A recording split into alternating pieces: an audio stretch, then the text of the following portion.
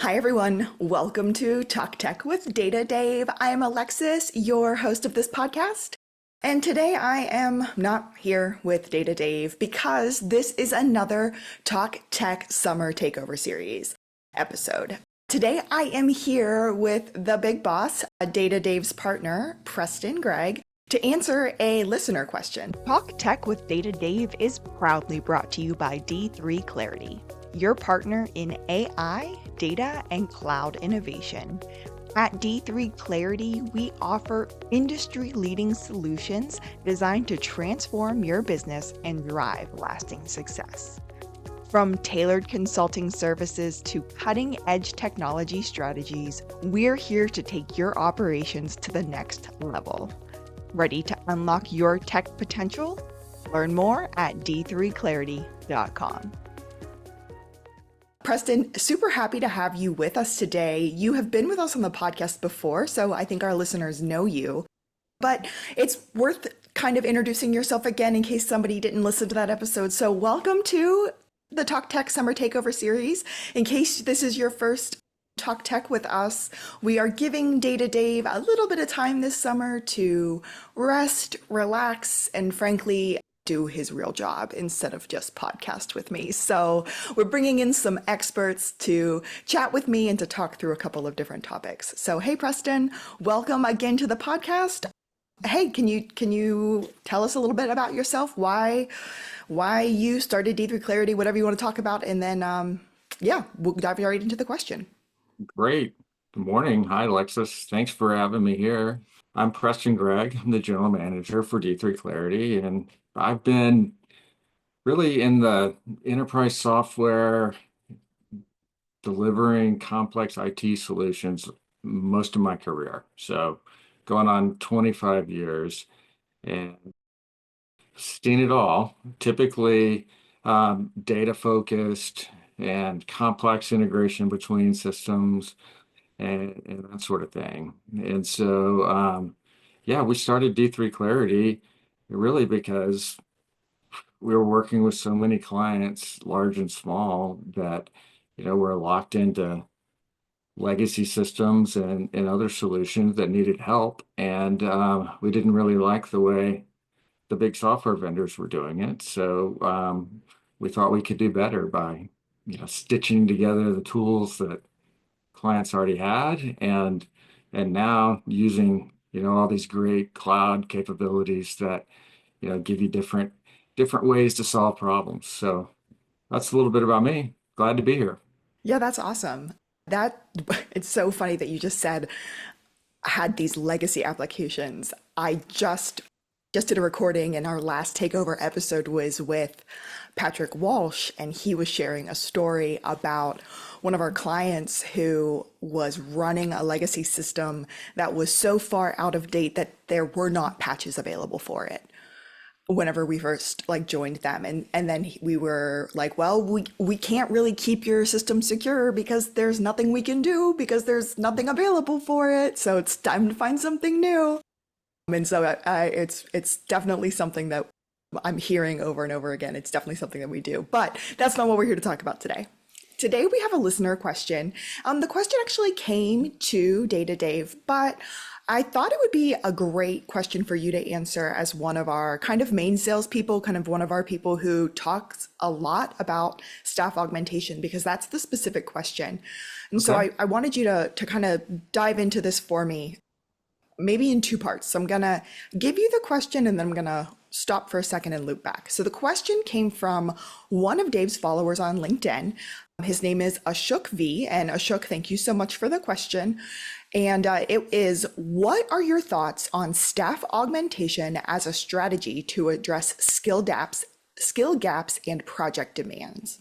So before we super dive into that question, I want to stop and focus on the word staff augmentation, because before I came to D3Clarity, I've never heard that word before.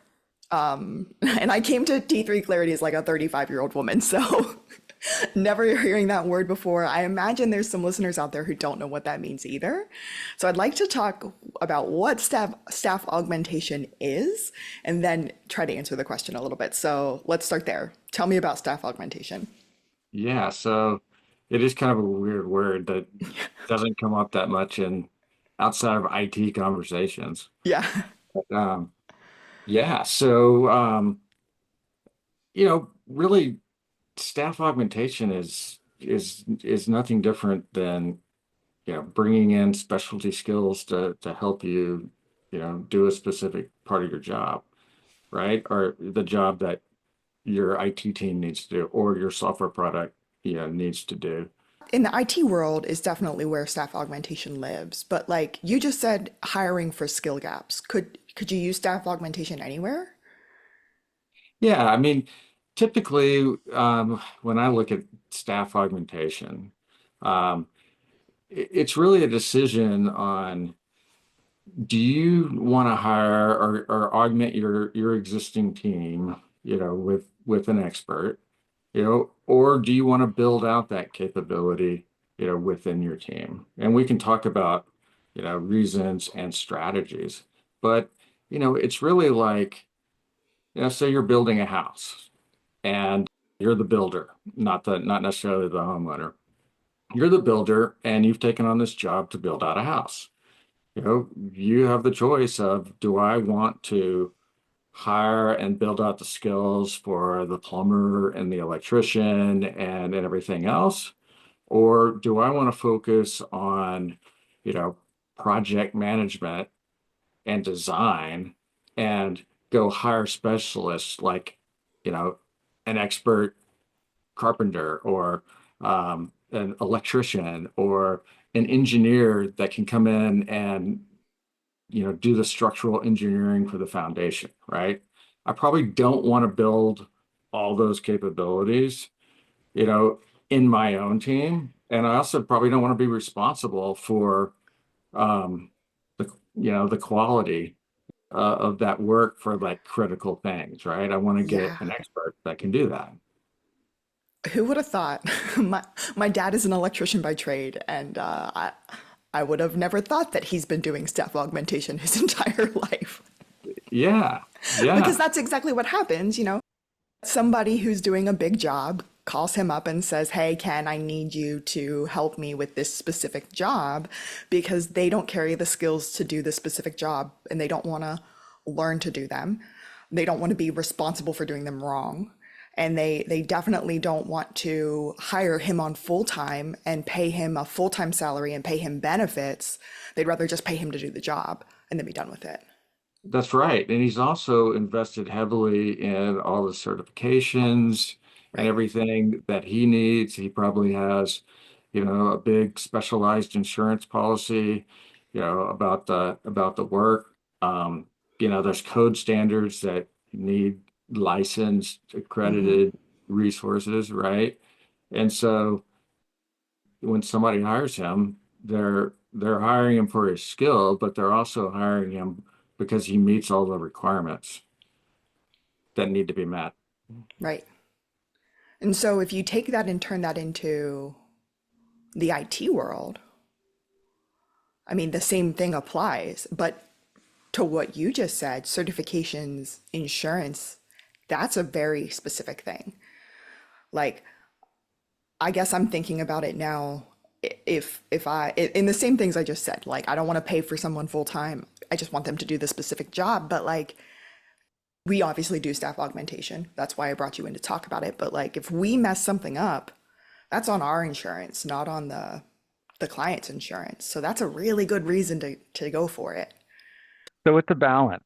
Um, the way I look at it is, and the way we look at it, and the way we instruct our clients a lot of times is to take a hard look at, the things that your your IT products, the software that you run, as far as and your people, on, you know, what are the core competencies that are going to be critical for your organization? What are the parts that make you unique? And those are the areas that you really need to build out your own core competencies around. And sometimes that may be custom code. Sometimes it just may be a business process, right?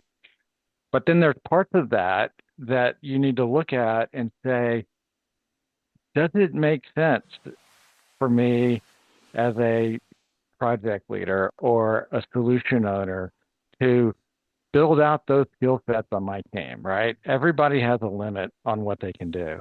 So really defining, what are the critical things that you have to be experts at versus what are the critical things that you could really hire an expert that is focused in that area to, really come in and augment your team to deliver, right? That's how I look at it. Yeah, that sounds like I hear you when you say it's a balancing act there because and I think you said it a little bit earlier, the idea that you could go too far with it. You could staff augment too far and then get to a place where your internal team doesn't really know what they're doing anymore. And then you end up with a place where you're very, very reliant on the staff, the staff that you've hired out. But the flip side of that is you could end up overstaffing your internal team and end up with a whole lot of skills that you really don't need. So there's a balancing act there, but it's a good opportunity for everybody to consider when they're building out projects and especially specialized skills. I think that's kind of the big picture there. If there's something specific you're looking for a specific project, we said it earlier, an electrician, a plumber, in the IT world, that's where that would come in. Are there like specific things that are really, really common, or is it just something that happens all over as well in the IT consulting world? Yeah. So there's another way to look at it. And the two common patterns are say you're implementing, you're picking a new CRM system. Mm-hmm. You're replacing HubSpot with Salesforce.com or something like that. And you're looking for partners to come in and help you do that, right? Yeah, you can make the decision of, do I really want to own that implementation of that software system myself, or do I want to hire an organization that does these implementations, all the time to come in and do A to Z, design the solution and do the implementation for me, right? And both require a lot of interaction with your team and the business stakeholders and that sort of thing. But it Mm-hmm. really comes down to who's going to own the project plan and project manage the work, right? If I'm going to own that as the business owner or the IT leader, then I'm going to use staff augmentation to round out the part of the team that we don't have core competencies in as an Mm-hmm. organization, right? If if if I'm not going that route and I'm going to hire a outside firm to run the implementation for me, then I own all the stakeholders, I own all the requirements, I own project management on our side. That's going to be more around getting this outside team all the access they need, all the meeting scheduling, that sort of thing. But then they're responsible for project managing it and delivering what they signed up to deliver. So both sides of the coin could easily be part of the staff augmentation or could be staff auged, but probably not both at the same time. Yeah, am I hiring somebody to do a solution for me, Mm-hmm. or am I hiring somebody to come in and do parts of the solution that my team needs help with? Got you. Okay. So the answer to the original question was like, what are your thoughts on it? And I think when Dave like had originally responded to the person, he said something, or to Ashok, he said something like, all day, every day. Like just it's a good idea. Do it. Because, on LinkedIn, we're always trying to sell things because that's what we do. But I think a better answer here is it's something that you have to consider in the specific situation based on your specific needs and your specific situation, which is maybe a cop-out answer, but it's the truth. It's a tool in your tool belt, There right? we go. And you need to use it wisely, right? Just like you don't use a hammer for everything in a construction project. it's a tool, right? And you have to use it effectively. That is a great analogy. I used to use that analogy with my resident assistants all the time. So very, very good analogy. It is a summer of shameless plugs. So I'm going to give you an opportunity, Preston. We said it earlier. I've been kind of saying it. Staff augmentation is a service that we offer here at D3Clarity. Are there any specific areas that we tend to offer staff augmentation in? Is it kind of a, if we do it, we'll staff aug for it situation? What do you want to share? This is your platform. Shameless plug away. Sure, and it varies. Our preference is to come in and help you with the strategy and picking the right tools for the job, and then implementing the software, training your team, that sort of thing. That's what we can do if you want it fast and you want it efficient, right? Mm-hmm. Not always the right choice, though. If this is core capabilities that you need to build long term, then maybe you hire us to come in and help do the strategy, make sure that's right, do the stakeholder interviews to really get your blueprint set up, and then have our architects help you architect it in, to meet best practices, to really line up with what your stakeholder objectives are.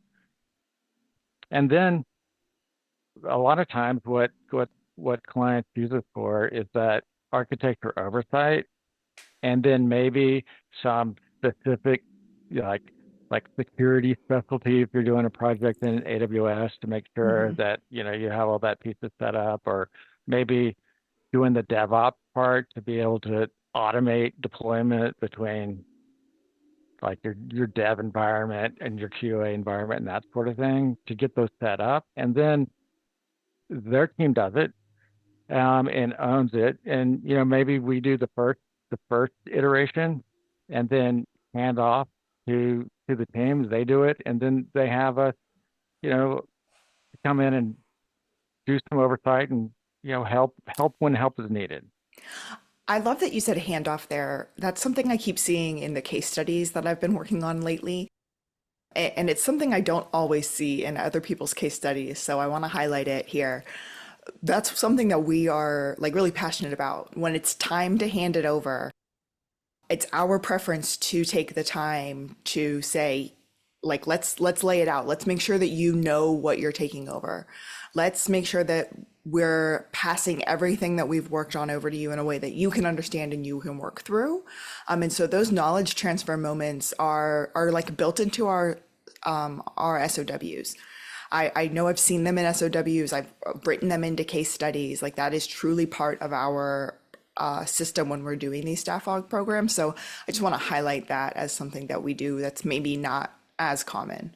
Okay, yeah, that's a good point, because we don't consider it a project success unless the customer can take on all aspects of it that they want to take on, right? Mm-hmm. We do often do production support and some assistance afterwards, but we don't want to have to always be the expert on that solution. If we do our job right, our customers can be self-sufficient, and then they bring us on the next really hard thing that they want to do. That's strategic, right? And that's how we get our repeat business, not by having to stay involved on the same project always. Yeah, not trying to be irreplaceable. The goal is to be replaced and then to want to be called back in. That's right. Yeah, I love that. Well, Preston, I think that answered the question. Like I said earlier, it's a balancing act. That's the game that we're gonna play. Maybe not all day, every day. Although from a sales perspective, I still think that was a great answer for Dave to give them right off the bat.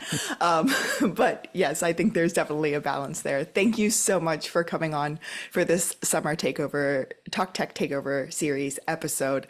I think you did a wonderful job answering that question. Ashok, thank you for that question. It was awesome.